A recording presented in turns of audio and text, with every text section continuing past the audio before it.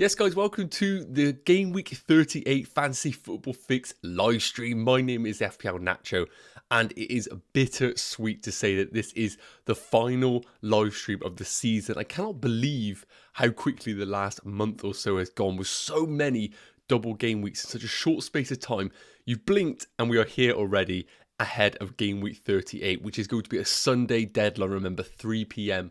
UK time. Yeah, we're finally here, guys. I cannot believe how quick this time has gone, but part of me thinks that it is a little bit of a blessing that the season's ending, because it has been, from a personal note, a tough old slog the last few game weeks with a few decent weeks and a few red arrows along the way. So it's good that the season's ending on a personal note, but really sad from a content perspective. So guys, as I said, last live stream, get yourselves in the chat. Let me know who is tuning in to this last live stream of the season.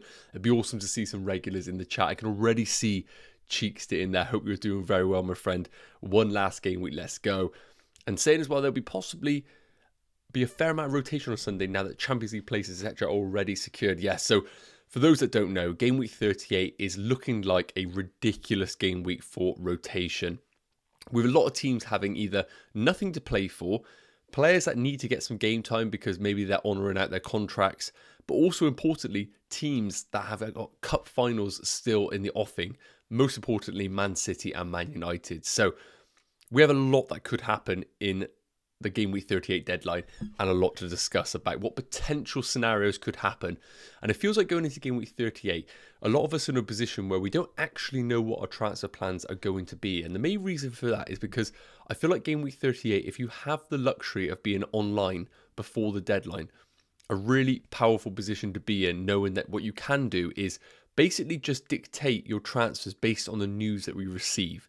And that being said, I do think there is going to be a lot of early team news leaked. So if you are active on Twitter, make sure you are staying up to date with everybody on there, because I think there will be some early team news that can absolutely help kind of the direction that you're going with your transfers. And that is going to be a situation where I definitely will be on my personal transfer. That doesn't mean we can't get some sort of discussion about what we're going to do with our teams. So Sam, I hope you're doing well, mate. Odegaard, Trossard or Eze to be in for McAllister or Matoma. It's a really interesting one there. It sounds like Trossard is potentially an injury risk, and Cheeks has just put that in the chat there. Arteta said that both Saka and Trossard both have injury issues, which is something that we do need to be wary of. So I think if you're going for an Arsenal pick, you go for Odegaard. You know he's going to get significant game time. He's been in good form. I think Odegaard is a good pick in that team at home against a Wolves team who have basically got nothing to play for, and Lopetegui sounds like he could be leaving the club with some situations with the financial fair play. So I definitely think Wolves is a good fixture for Arsenal. So Odegaard is my pick. I think Eze is a fantastic pick as well, as Zaha is ruled out, which means penalties will be on Eze. Palace doing really well right now under Roy Hodgson. It feels like they've been a team that have nothing to play for, therefore have been able to play better. And I think that could continue against the Nottingham Forest team, who are safe, nothing to play for. They might be in a situation where they've had to dig deep for so many games. They might just go out with the mindset of let's just enjoy ourselves. And that could mean a very open game with creative ball carriers, the likes of Eze and Elise on the pitch. I think there could be a lot of opportunities for Crystal Palace to do damage against that Nottingham Forest team.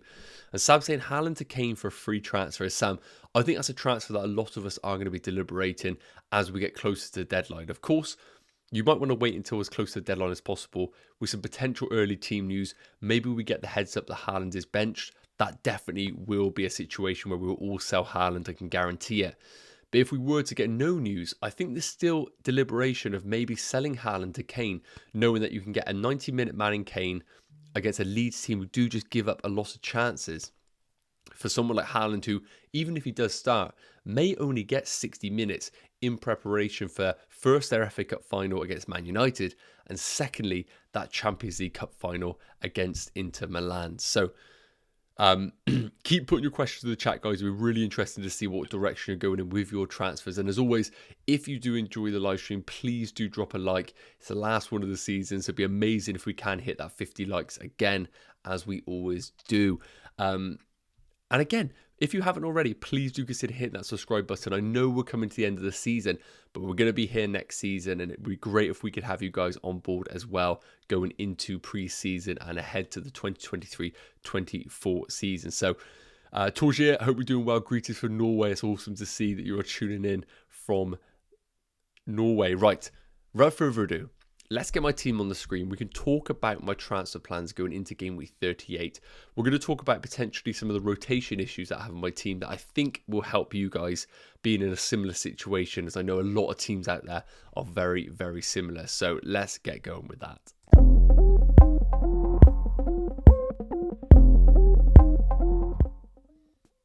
Okay, so here's how my team is currently looking. Now, I'm in a decent position right now where I have 2 free transfers available and I feel comfortable with the position that I'm in. Now, a lot of players in this team I feel like could be on the chopping block, and very much saying that I have no structured plan right now, mainly because, as I said, game week 38, I'm kind of relying on some early team news to hopefully give me a bit of direction on what way to go. So that's how my team's looking. Rare in between the sticks. I'm just favouring him right now against Man City because he is just a monster when it comes down to point scoring. He could concede 3, rack up save points, and even a bonus point along the way. Iverson, I understand it. Leicester kept a clean sheet away against Newcastle. West Ham have nothing to play for, only a cup final to prepare for, which means they might rotate their team. Maybe I get tempted by Iverson, but Leicester defensively I just can't get behind, even though obviously they did keep a clean sheet against Newcastle. Defence, Trippier, Shaw and Trent Alexander-Arnold. However, we could have problems in the backline here. Shaw is currently yellow flagged, and I would be very surprised if he does play, because again, somebody who actually potentially is injured is not going to be getting risked in a game when they have such a massive fixture like the Manchester Derby in that FA Cup final. So Luke Shaw is definitely a player that's on my radar to be sold, but it is worth noting I really don't get a kick of selling defenders on the last game week of the season. It really just feels like the ceiling for defenders are incredibly low. So right now my plan would just be bringing Stupinan in for Luke Shaw, as I think we are going to get some issues in the attacking team. Rashford, Matoma, McAllister, Salah, Fernandes. Now I would love to sit here and say to you that all 5 of those start. However, we could easily see some rotation here. Klopp's press conference recently has said that he needs to give minutes to certain people. He needs to rotate the team. Does that mean Mo Salah finally gets his rest? Because we need to remember, he has been the consistent one every single week for Liverpool in appearances. Could this be the game he gets rotated? Potentially. And when it comes down to Rashford and Fernandes, Rashford came on after 20 minutes. We don't know whether Ten Hag even had Rashford available for that amount of time. He may have only been told he can have 20 minutes at the end of the game, get him up to a bit of speed ahead of the Fulham at home game. We don't know whether Rashford coming on early has actually been negatively affected his potential game time in this Fulham at home game. And Bruno Fernandes, look, in a normal world, Bruno Fernandes starts every single game. We saw him recover from what seemed like a broken ankle in a week. So this guy plays every minute. But it isn't outside the realms of possibility for him to be benched in that game week. So the midfielders, again, I'm being super flexible in my transfer decisions here. But if I was to say a little bit of a few suggestions of what I might do with my team, if we were to get news that the likes of Fernandes was benched, that's going to give me about 10 million available. And of course, that opens a few more doors to different directions that we can go in. Now, the likes of Son, I believe, are still overpriced. So going for a Heung-min Son at Spurs feels like just a little bit too much of a stretch when the form hasn't really been there. It would be definitely the definition of a punt. So with someone like Fernandes, I feel like if he was to be ruled out for the game just from rest perspective, I think I would go all the way down to an Arsenal asset in the shape of Odegaard. I think that's probably the route to go for. Get myself a bit of Arsenal coverage in that really favourable home fixture against Wolves, and then use the funds elsewhere to maybe upgrade another department in the team. Whether that be upgrade Isak to someone like a Gabriel Jesus and go for the double up on the Arsenal attack. Because as I said, I am really bullish on the Arsenal fixture, even if they do have injuries to both Bukayo Saka and Trossard. But Isak is certainly one that is on the chopping block for me regardless. It has been a painful experience owning him with the likes of Callum Wilson going off over the last few weeks. I know Chelsea are terrible, but I do think Newcastle are in a position where they don't really have anything to play for, and I don't necessarily think it's going to be a fixture where Isak is a lock in my team. I think he could be a cash cow to move elsewhere for players who have a bit more of a higher ceiling, and those could include the likes of Gabriel Jesus, Watkins, who has a great home fixture for Aston Villa, maybe even a Bobby Firmino at Liverpool, who is going to be playing his last game for Liverpool. Potentially, could we see him start from the back with Jurgen Klopp knowing that there isn't really anything to play for, an opportunity to give him, who has been such a loyal servant to Liverpool, the chance to really go out with a bang, and he could be the ultimate differential from a frontline perspective. But to conclude, guys, about the team, as I said, I'm going to be very much like a lot of you, have a few kind of contingency plans in the back of my mind. What if Haaland was ruled out? What if this player was ruled out? And then I can pull the trigger on certain transfers depending on early team leaks. It is worth noting, if Haaland was ruled out, the way I would kind of rank it right now is, if you don't need the money available, I would go to Harry Kane and just go for him, because I think the fixture against Leeds is a good fixture, knowing that Leeds need to win, meaning the game is likely to be open and opportunities for Spurs on the counter. However, if you don't necessarily need the funds and you want to come down to someone, I think Gabriel Jesus is a fantastic option. You come all the way down to Gabriel Jesus, you free up about 4 or 5 million in your team, and then you can use those additional funds to make your second free transfer or -4 point hit to upgrade other areas of your team. For example, if Brighton don't look too good against an Aston Villa team who are fighting for something, I think maybe doing a McAllister up to an Arsenal midfielder, or maybe even another differential, could be a really nice avenue to points for your FPL team. So that's the current way I'm looking, guys. I'm going to come into the chat. Let's get into some of these questions in here, and then we'll move on to a differential 11 that I really think is going to be worth considering a few of these assets, maybe a few that you haven't really had on your radar over the last few days. So I can see already in the chat, Abiyomi saying, need to consolidate my lead. Okay, yeah, so I think a lot of you are going to be in a different situation right now in terms of your mini leagues. That's worth noting. I didn't get to enter in any mini leagues this season that were competitive, unfortunately. So I have just been mainly playing for overall rank this season, and therefore my transfer decisions have been very much about just my own specific team and which players could ultimately get me my best possible rank. But we need to remember, you could play FPL in very different ways. Some FPL managers are fully focused on effective ownership on the general community and are focusing on their team to get the best rank. Others are going to be in mini leagues, maybe cash leagues, and it's all about making the moves that are going to win them their mini leagues. So for example, if you're in a position right now where you're ranked number 1 in your mini league and you have a small gap between number 2 and you're a little bit worried, you can do a few different things. The first one is you just be incredibly aggressive. You go for the players that you think are going to score the most points, and ultimately means you run away with the mini league. The second option is to be a little bit more negative, a little bit safer. You look at the oppositions in your league that may potentially overtake you. Identify the players that could hurt your points. Let's say, for example, someone in your league has an Eze, but you're sat there with a double Brighton. It might be a wise move for your transfers to potentially just make that really safe, quote-unquote boring move to protect yourself against the players that your rivals have that could hurt you. So that would probably be my advice if you're just all about protecting that league. Try and get your team as close to your rivals as possible, as it means there's less chances and different routes for them to be able to catch you. I know it's boring, but it's only one game week to go, and sometimes those cash leagues are quite important to people. So just playing that safe transfer could be the answer for your particular teams. So I'm going to say thanks, Nacho. Good luck for the final game week of the season, and I hope you win all of your mini leagues, mate. I appreciate it, but I hope you do as well. And Aaron saying, what on earth happened to Mahrez this season? Do you think his Man City career is over? Moreover, is Shaw out for the next game? Yeah, so I think a lot of us thought that the last few game weeks was going to be Mahrez time. I think we all kind of viewed Bernardo Silva being part of this Man City Champions League team, who are all about control of the ball, very much what Bernardo Silva offers on that right-hand side of a front three. Mahrez has always been more of the explosive asset, but unfortunately, he hasn't really showed those glimpses, very far few between across the course of this season. Now, do I think that's the end of him? Potentially. It's all about whether Man City dip into the transfer market in the new season. I do think that right-hand side needs improving. I know it sounds crazy considering they're the best team in the world right now, but it's scary to think that that right-hand side could only get better potentially going into the new season. So I think the days of Mahrez being an FPL option are probably finishing. Now, in regards to Luke Shaw, my current thought process is if there's any sort of knock, I see no reason why Ten Hag has to play him. The third place is, apologies, Champions League is absolutely secure for Man United. I know they want to secure top 3, but realistically, what's more important? Third place or FA Cup final? And we have to remember as well, it's not like Luke Shaw is one of those players where if they don't play him, they can't win the game.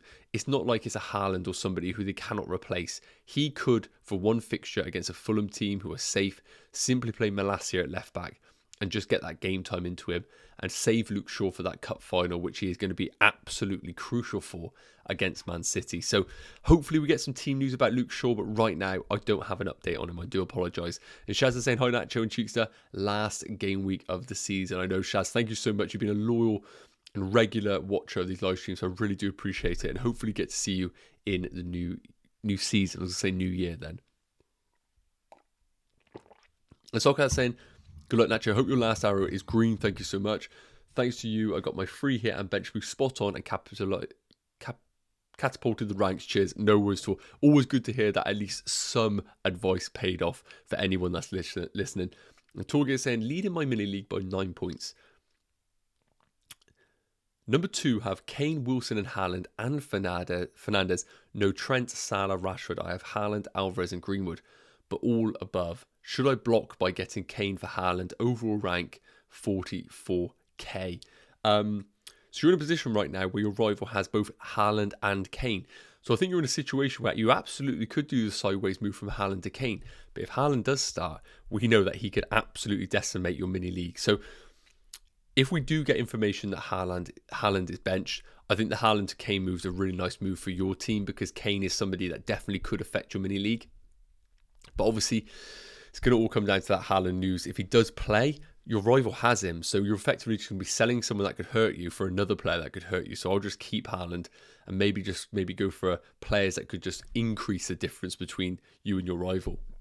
As Saka said, thoughts on going Haaland to Kane and captaining Kane? I'm chasing 7 and 15 points for my mini league.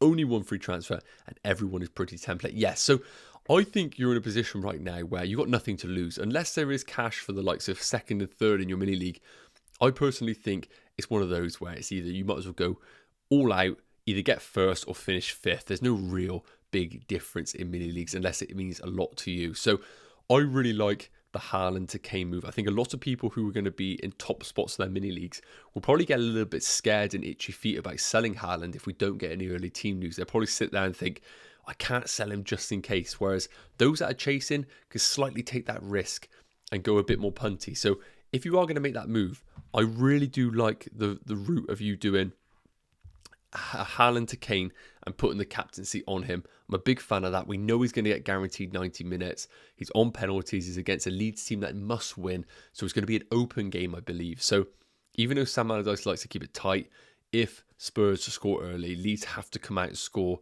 2-3 goals, and that means that there's going to be plenty of spaces on that pitch for Spurs' preference of counter-attacking football. So I like it. I like it if you are chasing in your mini league. And Cal's saying Eze and Watkins or Edouard and Ramsey. I would much prefer Eze and Watkins.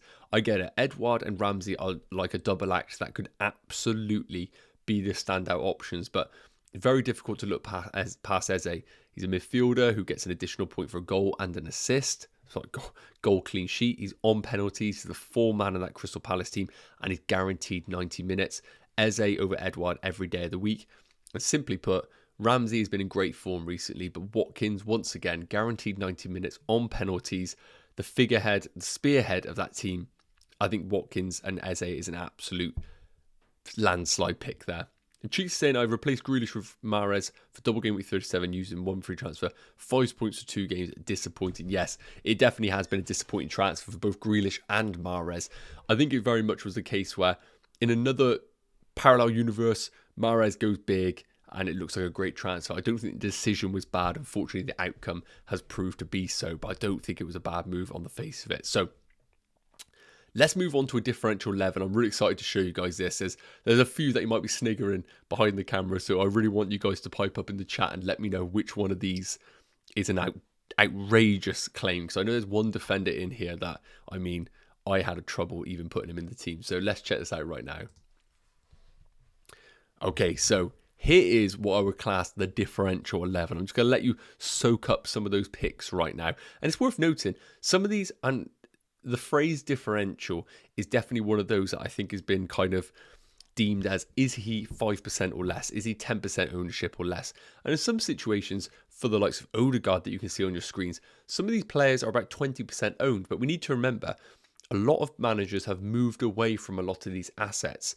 In mini leagues, I imagine a lot of managers won't have those Arsenal assets. So even though they might be 20, 21% owned, 25% owned, I can guarantee that they're one of those where they're not going to be owned by the necessary active managers. I think a lot of managers have had to move away from those players to target the teams that have double game weeks. So let me sip the coffee and then we will come back onto this team in a minute.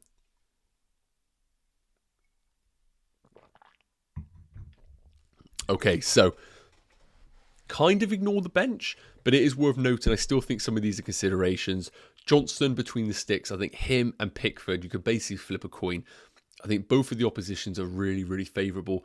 Everton basically have to win, and if they win, they're safe. Simple as for them. They don't have to worry about any other results. So I think Sean Dyche is basically going to make that game exactly what Everton want it to be. Scrappy affair, hopefully nick a goal and stay watertight defensively. I think the fitness status of Yerry Mina is essential for Everton to have any sort of chance of a clean sheet in this game. And I like Pickford because he accumulates saves as well. But Johnston is definitely a fantastic pick. Now, moving into defence, we had to put Slabhead in. I've got this vision of a corner coming in and Slabhead burying what can only be described as a thunder bastard of a header. So Maguire, I love the idea of a swan song at Old Trafford, a player that we are expecting to leave. Again, this one is audacious. You really probably are going to be in a situation where it's last chance saloon if you want to sign Maguire. And we probably are going to have to get some news that he's starting, but I like it if you want a bit of a crazy pick. Got Kiwior in there, however you pronounce it. Arsenal's ridiculously cheap centre-back. I expect him to play. The fixture's great. If there was one game that I would expect a clean sheet to be in, I think it will be in this Arsenal-Wolves game. Really cheap. Again, are we going to get any attacking returns to this player? Absolutely not. But I like him if you're just basically saying to yourself, I need to get rid of Luke Shaw, I need a cheap replacement, and I need the funds to upgrade elsewhere in my team. I think this is the guy to go for. Just steady Eddie, should play 90 minutes, should get a clean sheet, may rack up on the bonus points, we'll see. And last up is Mings, basically another version of Maguire here. Okay fixture, I think Villa beat Brighton here. I think Brighton just had that fantastic result in terms of qualifying for European football. Could be a few sore heads, could be rotation from De Zerbi. They've played a lot of games. Need to remember Brighton played on Wednesday. They're not going to be fresh. And Unai Emery, I think, is up there with one of the top managers in the league. And we've seen that since the World Cup. I really think Tyrone Mings is one of those high ceiling defenders where we could get the clean sheet, bonus and goal. And I really do like him as a bit of a differential defender if you want to go down that route. Again, I could see that header from a corner coming in against a Brighton team who have really struggled with set pieces this season. So I think this definitely could be a fantastic option for your teams. The other defenders that I've included, Castagne, whereas the defenders that I've mentioned might not necessarily bomb forward, Castagne is one that I definitely could see an open play involvement in attack and returns. So I like Castagne, and Henry is just in there. Just in there, basically. Ignore Henry. Home against City, not really expecting much. But if Brentford are going to get a good result, you'd imagine Henry would be in and amongst the bonus points there. So moving into midfielders, Rodrigo. Big fan of Rodrigo out there. I think at home against Spurs, we need to remember Rodrigo is yellow flagged. I would expect him to play with the knowledge that Bamford's out. I think Rodrigo is going to be a lot of responsibility on him to step up with his experience. At home against Tottenham, I fancy him as a bit of a differential unless he gets ruled out because of injury. So if you want to go down the Leeds route, you have this narrative in your head that they're going to go all out, play expansive football, score goals. I think Rodrigo is the pick of the bunch at Leeds. But again, you've got to be really brave and kind of think that they are going to get a positive result at against Spurs. Son, difficult me to make a claim for Son. My argument is basically he could go off. There's not really any sort of underlying numbers. There's no confidence in Spurs in general. It's just a case of he could go off. Leeds might have to come forward, leave the spaces for Son to run in behind, and we might see that kind of goal that we saw last season a lot of the times where Kane feeding Son for goal scoring opportunities. But again, I couldn't confidently sit here and tell you, is he worth it? Is he worth selling Bruno Fernandes to bring in Son? I don't think he is, but if you're going down that differential route, he could be an option. Maddison, Leicester, very hard to predict, but again, very similar to the Rodrigo situation. They need to win. They have to win to give themselves any chance of safety. And I really do think that this is a very good fixture for them. Now, I do apologise. We got the wrong fixture on there. We got Maddison at home against Nottingham Forest. That's incorrect. He is, of course, at home against West Ham. But I equally do think that West Ham is a decent fixture. They've been in good form recently. But, of course, with the Conference League final, I believe it is, they may potentially look at that and think, let's give some minutes to the young lads. Let's get the players that need game time, just maybe putting them in the shop window, etc., etc. So I think it could be against a rotated West Ham team. I really like Maddison as basically the talisman in that team. If you want to go that, I have no arguments against it. And last up, Odegaard. I think he's the pick of the bunch in that Arsenal midfield. Now that we got the news that both Saka and Trossard are doubts for the game. Mr. Consistent, ticked over really nicely in both goals and assists. Guaranteed minutes, set pieces. I think Odegaard is a really nice option in that Arsenal midfield. And up front, Gabriel Jesus, been disappointing recently, hasn't found the heights that we saw pre-injury and even post-injury when he first came back. But again, against a Wolves team that I really think could capitulate in this game, got a really poor away record. Lopetegui sounds like he might be leaving. It seems like a bit of a downbeat atmosphere right now at Wolves, and I think Arsenal are going to want to go out with a bang. I think this could be one of those fixtures where it's going to be a fair few goals, and Gabriel Jesus hopefully will deliver. I expect him to start in this Arsenal team. Watkins, wouldn't say he's a differential, but again, he's been sold by the masses over the last few months. Mr. Consistent under Unai Emery. A great home fixture against Brighton, who played on Wednesday. I like the fixture. Great option if you want to sell Haaland. And last up, my favourite differential of them all is going to be Liverpool's Bobby Firmino away against Southampton. Now, this game could be anything.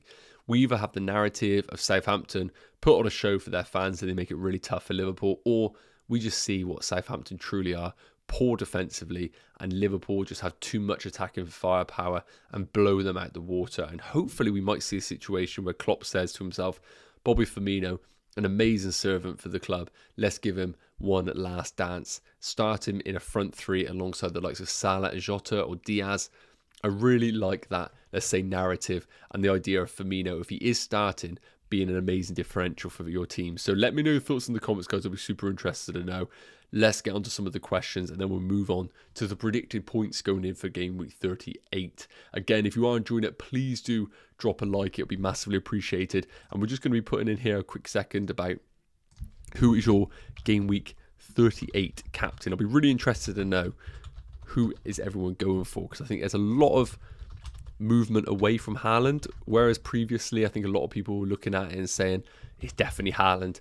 Now that the landscape has changed with Man City winning the league, knowing that they have 2 finals to prepare for, I do think that Haaland captaincy has become a little bit more of a risk. Now, I've put 3 options on your screen here that you can see. If you are not picking either of those 3, please do vote for other and let me know in the chat which one your other is. Could be the likes of a really differential punt in terms of an Arsenal asset maybe. So please do vote in that poll. So let's take a look at some more of the questions in here. Hesham saying, I'm first in my mini league by 12 points. The one in second place have no Haaland but have Alvarez. Should I keep Haaland or sell him for Kane/Alvarez? Okay, so first up, Hesham, the question is, can you stay as close to the deadline as possible and monitor team news? That would be my first advice, because if we do get news that Haaland is out, then I do think selling him is a no-brainer for you. You're in a situation where you have Haaland, you know that your opposition can't get to Haaland, you know he's not going to buy him. So for me, I think if I was first in my mini league and by 12 points and I looked at the rest of the team, Alvarez is a nice move because it's basically just going to cover you off from what your opposition could hurt you with. But I probably would prefer Harry Kane, as I do think Harry Kane outscores Alvarez. But the problem with that is, of course, if Alvarez outscores Kane, then you're really in a bad position for your team. So for me, I would go for Harry Kane. I think he matches Alvarez, if not outscores him. Therefore, it makes your opposition's Alvarez pick a little bit redundant.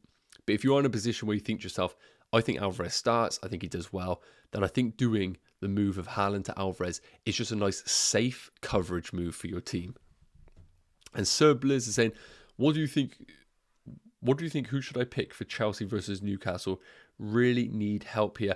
To be honest with you, I wouldn't pick any of those. Chelsea are just horrendous. I couldn't sit here and tell you a single player that is going to start, let alone get returns. They cannot put the ball in the net. They are awful. And I'm a Chelsea fan. In terms of Newcastle, I probably would favour Wilson of the bunch. But again, they've got a few injuries themselves in the team. They've just come off the back of a fantastic result, getting Champions League football. We don't really know what kind of Newcastle team are going to turn up.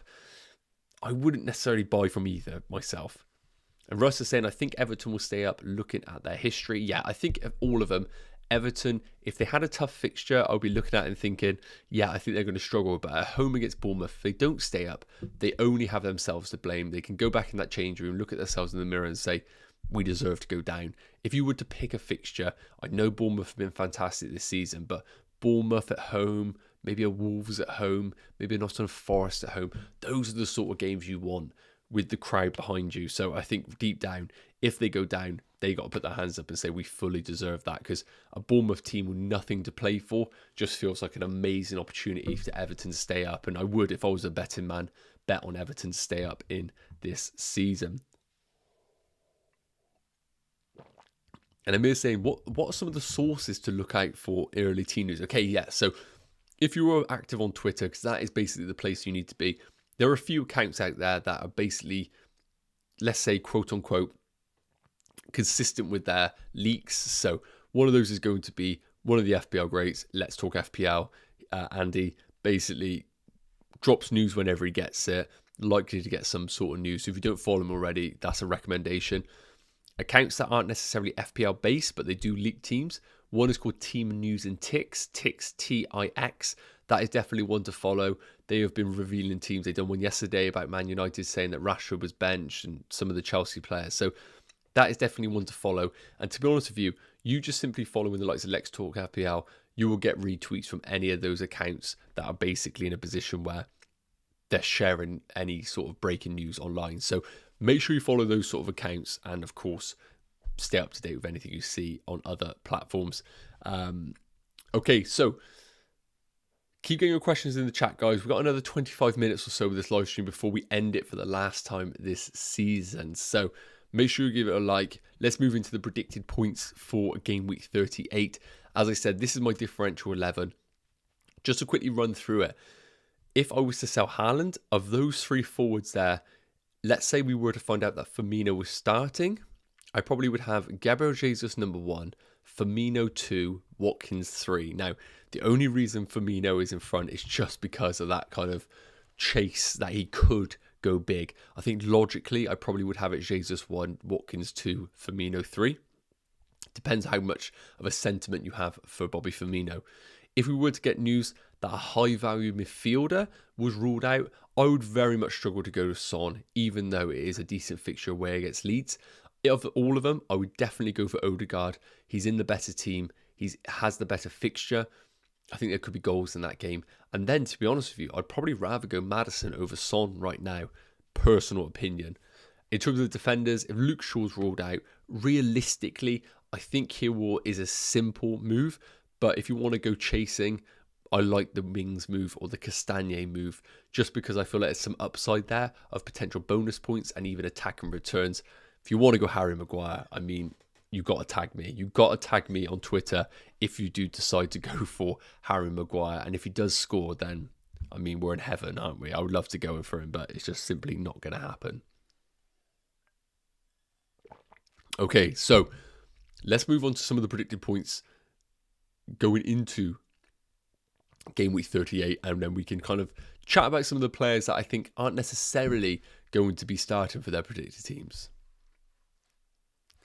Okay, so we've got top 5 here for goalkeepers, defenders, midfielders and forwards, the usual sort of setup for anyone that is a regular on these live streams. So There isn't too much for me to discuss here. It's very easy for you guys to kind of consume the information that's on your screens, but I want to do a quick whip round of some of the top performers that I think are worthwhile transfers.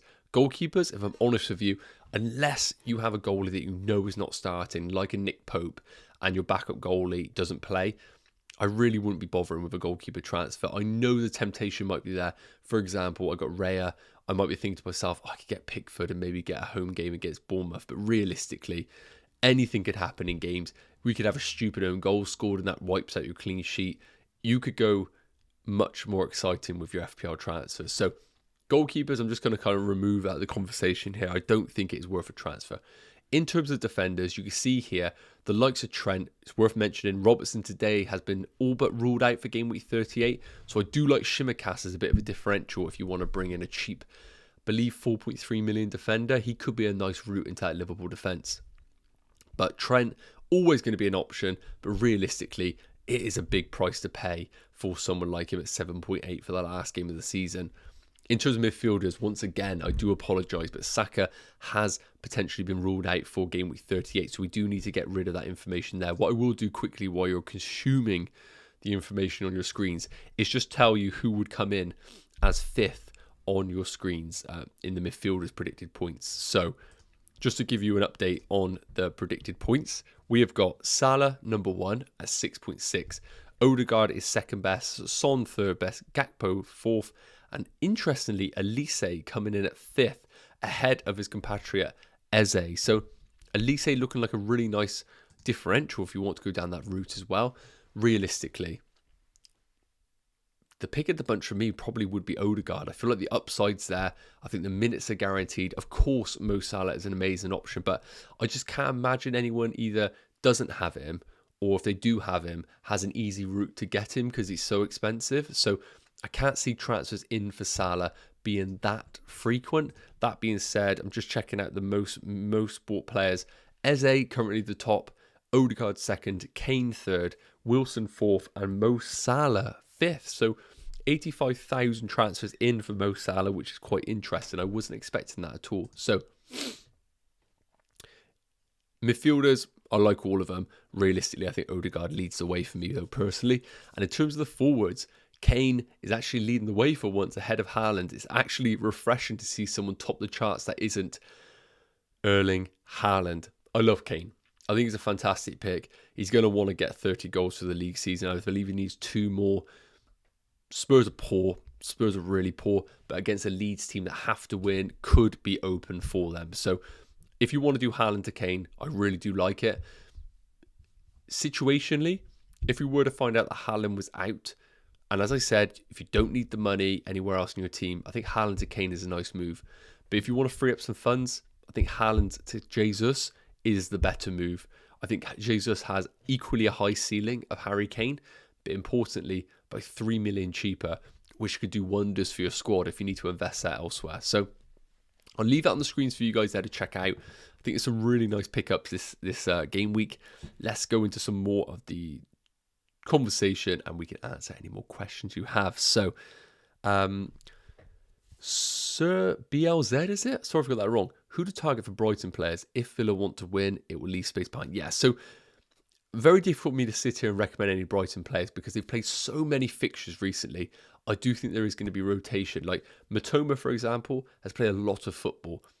I would recommend Matoma, but I also can't guarantee his game time. He's probably the one Brighton asset that hasn't had any rotation. So very difficult for me to sit here and tell you any player to particularly go for at Brighton. I do apologise. I wouldn't be interested in buying them myself now. Freddie's ain't going to miss these. Freddie, thanks so much for tuning into these regularly. I really do appreciate it. And actually saying, hey Nacho, currently second at 3 points behind. I have Salah, Haaland and Fernandes. He has Salah, Haaland and Kane.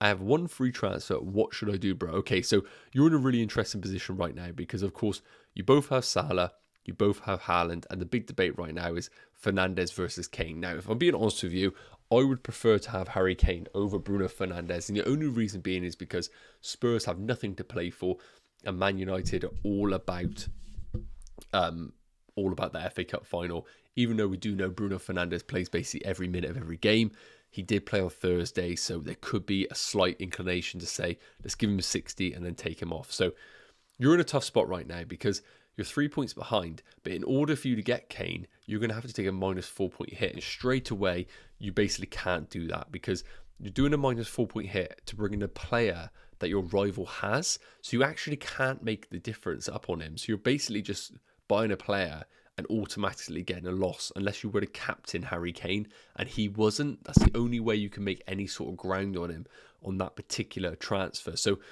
if it was me, I personally would just accept that I don't have Harry Kane in my team. The only way I would consider it is if I was to sell Haaland to bring in Kane.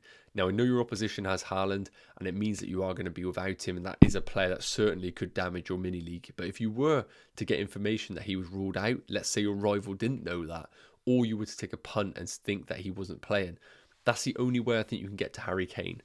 If you don't want to sell Haaland, then I think the best route for you would be to either just stick with what you got, maybe use the free transfer elsewhere, because I think Fernandes is a really nice player to go against Kane if he was to play 90. The only other route I'll consider if you're worried about minutes is maybe doing a Fernandes to an Odegaard and getting yourself some Arsenal coverage. Freddie's saying, are there any particular Twitter accounts you would recommend for team news? And Cheeks, I really appreciate it. Those are the two that I recommend. There are plenty out there. There is another one called something like C34 Sam. He is, I think he works for the Man United stand or something on those lines. But what I would suggest is if you follow Team News and Ticks and you follow Let's Talk FPL, Let's Talk FPL in particular is one of those accounts that if he hasn't got the news but he sees it from another account, he'll retweet it or he'll quote tweet it. So you're kind of going to be in the know just based on those two accounts. So for me, those are just kind of like easy ones to follow, and you should be up to date with everything just having those. And apologies, it was Sir Biz. Thank you for that. I didn't catch the I. I'm guessing there's a capital I there. So guys, we have 15 minutes left of this live stream. So if you haven't already, please do consider hitting that like. To give you an update on the captaincy poll right now, Mo Salah currently at 39%, Haaland at 25%, Kane at 25%, and other at 11%. So again, if you did vote for other, let me know in the chat which player you're going for. Be really interested to know what direction you were planning on going. I really do think those numbers for the likes of Salah and Kane are only going to increase closer to the deadline as we start to think maybe more and more that Haaland might get rotated minutes in that game week 38 fixture. Okay, so let's move on to the last slide, which is going to be differential predicted points. So these are going to be players that aren't necessarily predicted to score the most points, but are players that are, as we said, quote unquote, differential, so lowly owned players. And you can get a bit of an idea on which ones might actually be the correct one to go to based on our algorithm. So you can check these out now. Okay, so kind of these are the pick of the bunch for under 20% ownership, because again, we don't have to be chasing those 0.001% owned players. Yes, they are great to have. It's great to have a 0% owned player or 0.1 because it always looks incredible if you were to basically have someone that lowly owned. You get all of their points basically, but I'm a big fan of a lot of these players on your screens. And again, you can see the ownership on the column next to the names. For example, Son is 6.2% and Gakpo is 5.3% owned.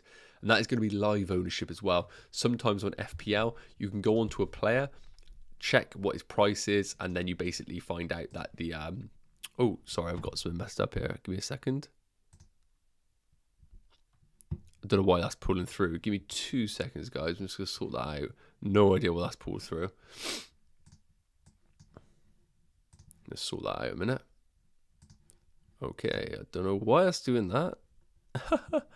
Okay, we might have to come back to that slide, guys. Apologies. Let's see if we can get that up.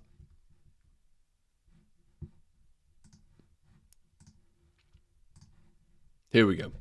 Here we go. Here's the differential. I don't know why that was pulling through there. Anyone that's been on regular live streams know that my tech skills are very limited. So these sort of things happen regularly. So it was always going to happen on the last stream of the season. It just always was. So here is the under 20% ownership. As I said, the ownership column is the one next to the cost. And you can see Son at 6.2% owned. So as we discussed, if you have been on the live stream for most of this one, I like the idea of Son, but I just can't confidently sit here and say that I've seen enough over the last few game weeks from both him or Spurs to suggest it is worth bringing him in. At 11.5 million, it's an incredibly niche transfer to make. And the reason being is because, let's say, for example, the likes of one of your midfielders is ruled out, or you want to move away from a Brighton asset. Who has 6 million knocking about in their bank to upgrade to Son? Literally nobody. So the only way I think you could afford Son is either selling Haaland, coming down to a cheap forward, and then upgrading your midfielder to Son, or you're in a situation where you think to yourself, you know what, I'm done with Mo Salah, I'm going to sell him, which I do not advise. That's the only way I think you can get to Son. So even though he's an okay pick, very, very difficult to afford him in your teams. Other players that I do like, Gakpo, I really do like as an option as a midfielder, 7.6 million. You should get some game time from him, but what I am suggesting is we could see a situation where Bobby Firmino gets a last dance, a final farewell in this Liverpool team, and that could be at the expense of Gakpo in that number 9 position. Again, we might get some early team news on that, but Gakpo is definitely a player that we should have on our radars. Other players I do like the look of, again, I'm really not advocating a goalkeeper transfer. I just can't really sit here and tell you on a game week 38 final week to be like, hey guys, sell Kepa for Leno. It just doesn't feel right. You want to have a bit of fun on your last week, and Leno is definitely not your man. But he is predicted to do quite well at a very low ownership. Now, the one I do like is Elise. I think a lot of the talk is going to be Eze, and I do think rightly so. I personally would pick Eze over Elise. However, Elise has been really good for chance creating in that Crystal Palace team. He's on a lot of set pieces. Annoyingly, the only one he's not on is penalties, which of course is a really big factor on why Eze is probably my personal preference of the two. But at 1.8% ownership, and it's worth noting, Eze's ownership is only going to continue increasing the closer we get to Sundays. Currently the most bought player going into game week 38. So I really think he is going to be significantly owned in comparison to the 1.8% of Elise. So if you're one of those managers that wants to go different, Elise is the route to go for in that Crystal Palace midfield. Other options I like. Ramsey, I really do like. I probably would pick Ramsey over McNeil. I know McNeil is one of those that could easily score one of those worldies with his left foot or deliver a set piece onto Yerry Mina's head. But I think Ramsey just offers that outfield potential that I think is going to be a little bit more available to points. I think Brighton, as we said, could be rotated off the back of their Wednesday fixture. And if they're not rotated, you'd expect them to be available at the mercy of Aston Villa in offensive situations, and the likes of Watkins and Ramsey with their direct run in, I do think are going to cause Brighton a lot of problems. And I really do like Ramsey at 4.3 million as well. Apologies, at 5.1 million, dirt cheap, really easy to squeeze into your teams, and you could easily, if you wanted to, do a sideways move of a Brighton midfielder in the likes of McAllister, maybe to a Ramsey if you want to go down that route. So let me know your thoughts in the comments, guys. Is there any particular player that you think is standing out for you on this list, or is there someone that you maybe think should be on this list that we should be considering? Be really good to know. I'm just going to answer a few more questions that we have in the chat here. Michael's saying Grealish to Maddison. Yeah, so Michael, again, comes down to the situation where if you're in a position where you're happy to wait up until the deadline for potential team leaks, then that probably would be my first advice. Grealish obviously has not played in the last few fixtures. The recent press conference with Pep Guardiola suggested that it might be carrying a knock.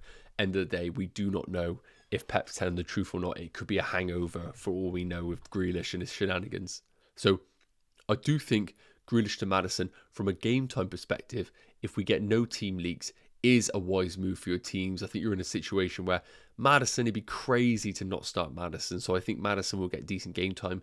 He's on set pieces, the talisman of that Leicester team. I think it's a wise move. But just remember that Grealish, if he does play, is a great option as well. Now, Tom's asking, what's your thoughts on hits in the last game week? Worth it if you look likely you only get 10 players out? Yeah, Tom, for me personally, I think doing 0.6 in the last game week is absolutely fine. In particular, in a season like this where it does feel like we're getting... I know rotation is quite popular in seasons gone by in game week 38, but this feels like even more significant. And of course, with the rise of team leaks as well, it feels like you can almost confidently make some transfers for points hits, knowing that the player you're buying in is going to be worth it from a game time perspective. So take my team, for example. Let's get that back up on the screen a minute for a bit of a reference point.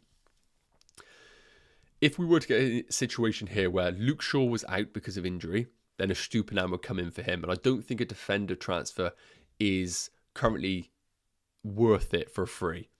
Let's say we get news that Haaland's bench. We also get news that maybe the likes of Rashford wasn't meant to play 60 minutes against Chelsea and he's also bench. I like the Haaland to Gabriel Jesus move, and I like the Rashford to Odegaard move to get the Arsenal investment. Would I view a -4 point hit in selling Luke Shaw for somebody like a Kiwior at Arsenal's defence? Don't ask me to say that name again. Or maybe even another Man United defender? Probably not. So I think it's going to be completely dependent on the sort of player that you're selling. If we were in a situation where I only had one free transfer, then I like it from a midfielder or an attacker perspective. If you were saying to me, I can do Haaland to Jesus, but I can't get rid of Rashford and he's my fifth midfielder, I would definitely pull the trigger on a -4, selling Rashford to any player that you could afford. Then I do think the upside is worth it. I think defenders is the only one that I would be a little bit hesitant about. As we know, goals are really, really popular in game week 38, with teams basically just saying, we're just going to have fun. So I don't think clean sheets are going to be ridiculously common. I think we might only have a few in the final week. I think some will halt. Sir Biz, potentially. I think there is obviously going to be opportunities if Leeds are chasing the game, knowing that they need to win. And Cheekster, thank you so much. Yes, if you aren't already, guys, make sure you do drop a like on the last live stream of the season. It's mad to think that. It's absolutely flown by recently. Com saying Douglas Luiz. Douglas Luiz, yeah, it's a really interesting one. I personally wouldn't go there myself. Yes, he's on corners and we know he can score from corners, so we could have a crazy situation where he does do that once again. But if I was to pick an Aston Villa midfielder right now, it would be Jacob Ramsey over Douglas Luiz. But of course, if you're looking at a differential, like Douglas Luiz is going to be really lowly owned, but so too would be Jacob Ramsey. And I just prefer Jacob Ramsey from a outfield perspective. Scoring goals, I think Douglas Luiz is very limited to either free kicks or corners, which, look, isn't a bad thing, but I prefer Jacob Ramsey myself. Do you think Shaw might start?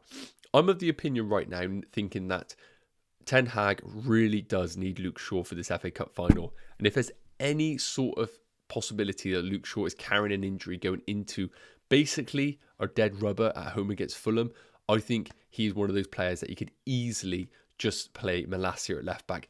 I don't view it as a thing where Man United are absolutely reliant on Luke Shaw at left back. He's done it in the past, playing Luke Shaw at centre back.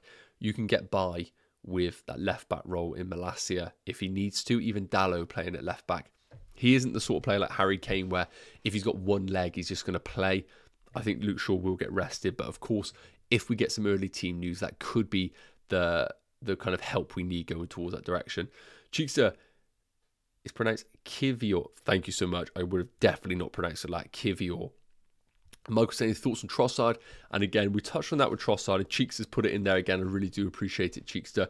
Arteta has basically said that both Trossard and Saka are carrying a knock and are a risk for this game week. And for me, that's enough to suggest that even if they were confirmed to be starting, knowing that they have a knock means that their minutes could be limited. We might see 60 minutes from them. We might see 70. I want a player that I think is going to play the majority of minutes. And knowing that they have a knock basically just means that they're off the table for me myself. Because it's annoying because I really like the idea of Saka in game week 38. And Pudge is saying, if Wilson is benched, so what?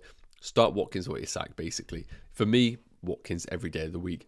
I really like the Brighton fixture from an attacking perspective. I do think there are going to be goals in that game. And Aston Villa, still one of those rare teams in the league that has something to play for from a European perspective. Brighton, on the other hand, have secured a European position. Yes, they're going to want to finish the season strong, but realistically, they play a lot of games. They played on Wednesday. Unai Emery, I think, knows tactically what to do against this Brighton team. I'll be very surprised if he hasn't already got a plan in place to counteract the style that Brighton play. I think there's going to be goals in that game, and I'd rather have a piece of Watkins in that fixture rather than Alexander Isak. I really couldn't sit here and confidently tell you whether Isak's going to play down the middle or off the left. The thing that is worth noting is Chelsea are awful. So realistically, Isak could play in goal and he'll score. He'll do something against this Chelsea team. So honestly, it's close, but I personally would go for Watkins, even though Chelsea are just awful. Absolutely awful. And Cole's saying, Mitrovic is 100% in my Game Week 38 free hit team, but as a Fulham supporter, I'm worried about Garnacho as a great... Yeah, Garnacho's a really nice shout, actually.